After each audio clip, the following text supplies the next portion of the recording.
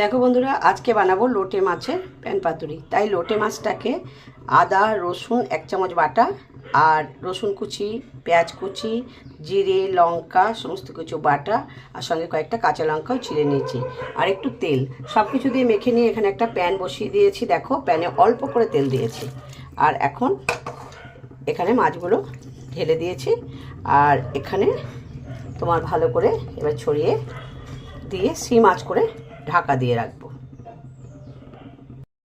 তো দেখো বন্ধুরা, ঢাকা দিয়ে 5 মিনিটের মতো রেখে দিয়েছিলাম। মাছটা থেকে জল ছেড়েছে। এখন ঢাকনা খুলে আরও একটু আঁচটা কমিয়ে রেখে দেবো।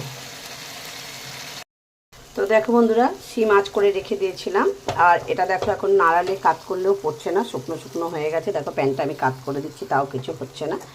তো এটা হয়েই গেছে প্রায়।